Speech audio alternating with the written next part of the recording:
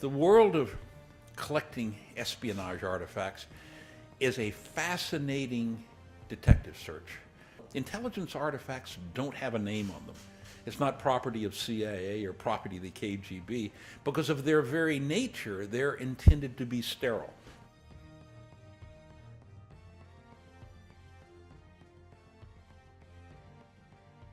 That crumpled lump of metal is actually a piece of Francis Gary Powers' U-2 weather plane that was shot down over Sverdlovsk, Russia, May the 1st, 1960. And it was the first time that the CIA and the idea that we had weather reconnaissance flights that were actually overflying the Soviet Union came to the public attention.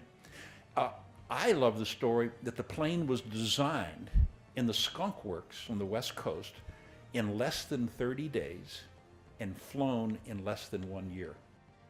When Gary Powers, who was an Air Force officer that had been sheep-dipped into CIA, flew the plane, just before he went up, this was not his first flight, a fellow officer, a lieutenant colonel, gave him a silver dollar.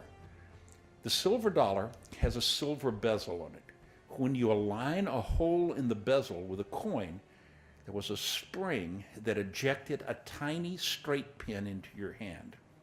Inside, it's a sheath for another drill bit, which is inside the barrel of the pin, but within the grooves of the drill bit inside was saxitoxin, which was a shellfish derivative chemical that if he had stuck himself, death would have occurred within seconds.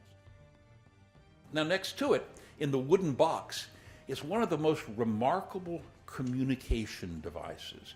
And this was a cipher system that looks like a keyboard. It has 4 rotors. Each rotor has 26 individual settings. They are changeable, and the cipher was so strong that if you knew the rotor settings on the cipher and you knew the beginning typing sequence, that you could create a message that even if the machine should subsequently be lost, your adversary would not be able to decipher it without knowing that additional information. So when we move to the new museum, and it will be the very best of what I have ever been able to assemble, the very best of the museum's own collection, and I believe that visitors will see that we're looking at history in a completely new way. And we say if you love the mystery and the fascination of James Bond, just wait till you see the real things that we're going to showcase.